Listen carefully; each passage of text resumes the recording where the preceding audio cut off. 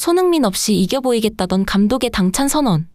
하지만 경기 시작 1분 만에 실점하는 강등권 수준의 충격적인 경기력과 함께 역대급 굴욕이었습니다. 리그 32라운드 울버햄튼 원정. 토트넘의 선발 명단이 발표되자 축구팬들은 충격에 빠졌습니다. 손흥민이 벤치도 아닌 아예 명단에서 제외된 것. SNS에선 손흥민 어디 갔냐는 반응이 쏟아졌고, 팬들은 이 경기 이기긴 글렀다며 비관적인 전망을 내놨습니다. 경기 전 포스테코글루 감독은 궁지에 몰려 있었습니다. 경질설이 계속되는 가운데 그동안 손흥민이 수차례 팀을 구해왔다는 여론이 부담으로 작용했죠. 그래서였을까요? 이번만큼은 손흥민 없이 승리해 자신의 전술을 증명하겠다는 강한 의지를 드러냈습니다. 그리고 그에게는 명분이 있었습니다. 손흥민의 이적설이 현실화되고 있는 지금, 에이스 없이도 승리를 만들어낼 수 있다는 것을 증명할 기회, 감독으로서의 역량을 보여줄 절호의 타이밍이었죠. 하지만 그 계획은 경기 시작과 동시에 무너지고 말았습니다. 토트넘은 전반부터 무기력하게 끌려다녔고, 포스테코글루 감독은 터치라인에서 소리를 지르며 안간힘을 썼지만 결국 관중석의 야유에 반응하며 팬들과 실랑이를 벌이는 모습까지 카메라에 잡히고 말았던 것인데요. 이날 토트넘의 경기력은 충격 그 자체였습니다. 경기 시작 1분, 울버햄튼의 첫 공격에 토트넘은 순식간에 무너집니다. 공간 커버는 전혀 안 됐고 프리킥 상황에서 튕겨나온 세컨볼을 그대로 실점. 포스텍 감독의 야심찬 계획은 단 1분 만에 무너지고 만 것입니다. 하지만 진짜 문제는 이게 끝이 아니라 시작이었다는 점이죠. 이날 토트넘의 모습은 누가 봐도 강등권 팀의 경기력이었습니다.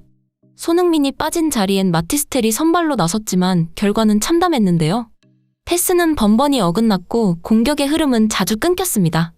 빠르게 전개해야 할 장면에서도 그는 쓸데없는 개인기를 시도하다가 결국 뒤로 패스를 선택하며 공격 템포를 망가뜨립니다. 그 와중에 모두가 같은 생각을 했습니다. 이 장면, 손흥민이었으면 어땠을까? 가장 결정적인 순간은 이 장면이었습니다. 역습 상황, 수비 한 명만 제치면 골키퍼와 1대1. 하지만 마티스텔은 여기서 너무도 허무하게 공을 빼앗기고 맙니다. 그렇다면 비슷한 상황, 손흥민이었다면 어땠을까요? 먼저 손흥민은 무리한 개인기를 하지 않습니다. 개인기는 확실할 때만, 그리고 성공률이 높을 때만 씁니다. 그리고 그 결과는 대부분 득점으로 이어지죠. 지난 웨스트햄전이 그랬는데요. 수비수 토디보를 앞에 두고도 침착하게 타이밍을 잡은 뒤 한 번의 개인기로 완벽히 제쳐냈고, 이어서 날아든 슈팅은 키퍼가 반응조차 하지 못했습니다. 심지어 슈팅 각도조차 거의 없던 상황에서도 손흥민은 그 좁은 틈을 뚫고 골망을 흔들었습니다. 이게 바로 진짜 결정력, 그리고 차이를 만드는 한 사람의 무게감이었습니다. 하지만 진짜 문제는 손흥민의 부재가 결정력에만 영향을 준 게 아니라는 점인데요. 가장 뼈아팠던 건 경기 운영 자체가 완전히 무너졌다는 사실이었죠. 중계진조차 토트넘이 너무 많은 턴오버를 범하고 있다고 지적하며 포스텍의 축구는 클래스 있는 선수가 있어야 돌아간다는 말까지 꺼냈습니다. 모두가 손흥민을 떠올릴 수밖에 없는 순간이었죠. 실제로 이날 경기에서 최전방에 솔랑키는 고립 그 자체였습니다. 공은 닿지도 않고 닿아도 바로 끊기기 일수. 기회를 만들어야 할 메디슨은 패스 타이밍을 놓치고 결국 무리한 돌파를 시도하다가 공을 빼앗기곤 했습니다.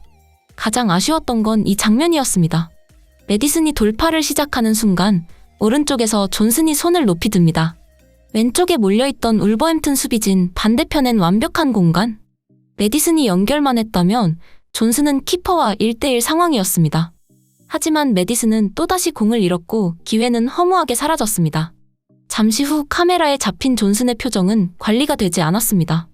이해할 수밖에 없는 순간이었죠. 팀 내 최다 득점자.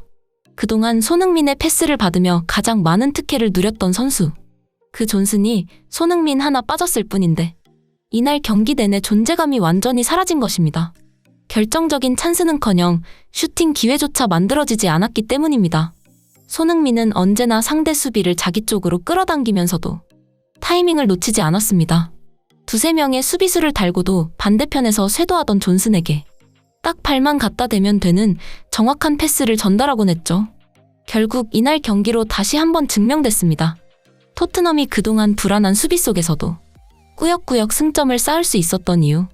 그건 포스텍 감독의 전술이 아니라 바로 손흥민이라는 존재 덕분이었다는 걸요. 그가 있었기에 흔들리는 팀도 버틸 수 있었고 무너지는 순간에도 득점을 만들어낼 수 있었던 것이죠. 이날 마티스텔의 폭주는 멈출 줄 몰랐습니다. 무리한 개인기 시도는 계속해서 턴오버로 이어졌고 그때마다 토트넘의 수비는 더 깊은 불안에 빠졌습니다. 결국 그 여파는 실점으로 이어졌습니다. 전반 종료 직전 또 한 골을 내주며 스코어는 2대0. 무너지는 흐름 속에서 믿었던 골키퍼 비카리오마저 흔들렸습니다. 간단히 처리할 수 있었던 공을 어처구니 없이 놓치며 팀 전체가 좌절했습니다.